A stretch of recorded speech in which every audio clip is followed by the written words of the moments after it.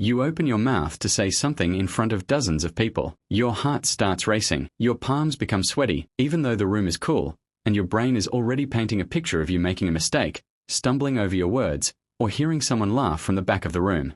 Strange, isn't it?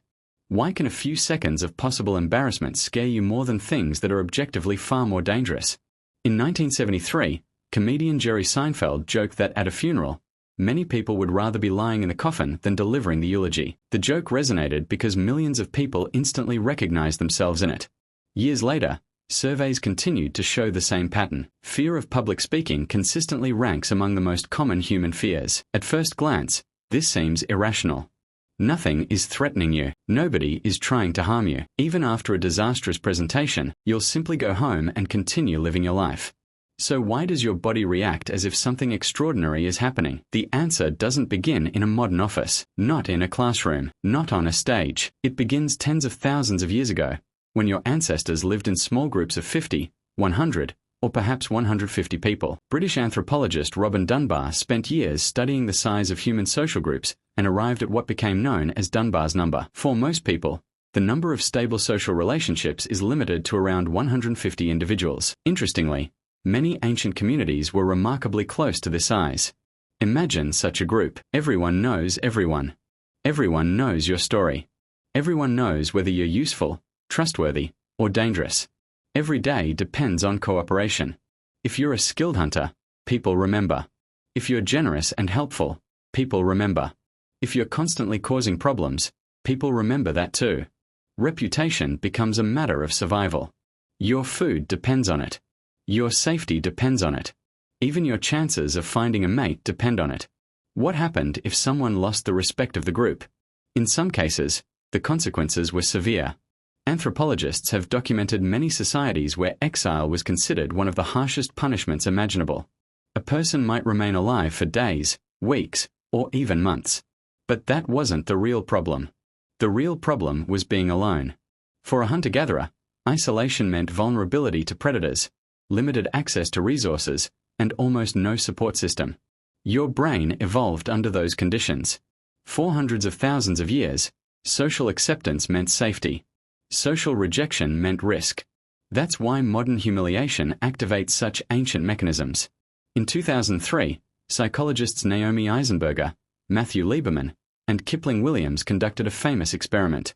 Participants played a simple virtual ball-tossing game. At a certain point, the other players began excluding them. Nothing more. No insults. No aggression. Just exclusion. Brain scans revealed activation in regions associated with physical pain. Why would the brain use similar systems for social threats and physical threats? Because for your ancestors, those threats often led to the same outcome. Today, laughter from an audience won't leave you starving. You know that. But your body interprets the situation differently. It's running software that was written long before microphones, conference rooms, and school presentations existed. Every time hundreds of eyes turn toward you, an ancient part of your brain asks a simple question.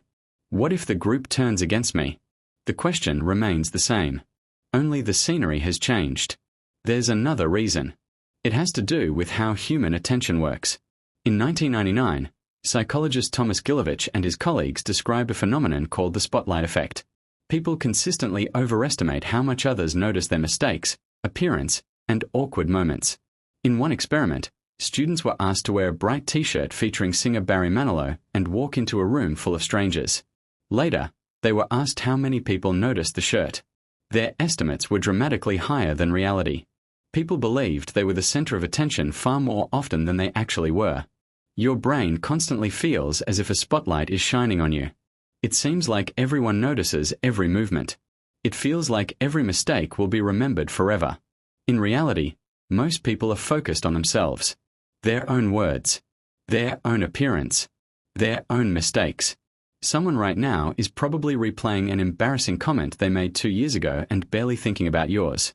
Yet the fear remains. Why? Because your brain doesn't evaluate only what's happening. It evaluates what could happen. Neuroscientist Joseph Ledoux spent decades studying fear and demonstrated that threat detection systems can react faster than rational thought. First comes the alarm. The explanation comes later. That's why your body reacts before logic has a chance to intervene. Your pulse rises. Your breathing changes. Your muscles tighten, even though no immediate danger exists. And then an even stranger question emerges. Why can public humiliation sometimes feel worse than death itself? Because the brain struggles with distant probabilities. Death feels abstract. It exists somewhere beyond the horizon. Humiliation feels immediate. It could happen in 30 seconds. It has faces. It has witnesses. It has details. Psychologists refer to this as the availability heuristic. Events that are easier to imagine feel more probable and more significant. You can vividly picture forgetting your speech. You can imagine the silence. You can imagine the embarrassment. These mental images carry more emotional weight than events that are difficult to visualize. Social media has amplified this mechanism. 100 years ago, an awkward moment disappeared with the memories of a few dozen witnesses. Today, a single mistake can be seen by millions.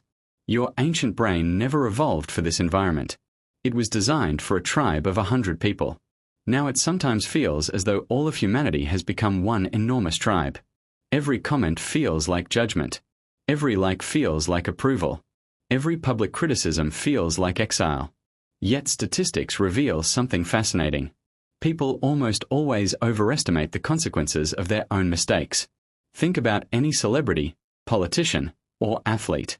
How many public failures have occurred over the last decade? How many do you remember in detail? Probably very few. Other people's embarrassment rarely stays in our memory for long. Our own embarrassment feels different. That's how subjective experience works. To everyone else, you're one person among many. To yourself, you're the main character in every scene. That's why your mistakes feel enormous. The world sees them as much smaller. There's one final detail, and it changes the entire story. People who appear confident are rarely fearless. Research shows that experienced public speakers still experience physiological arousal before speaking. The difference lies in interpretation.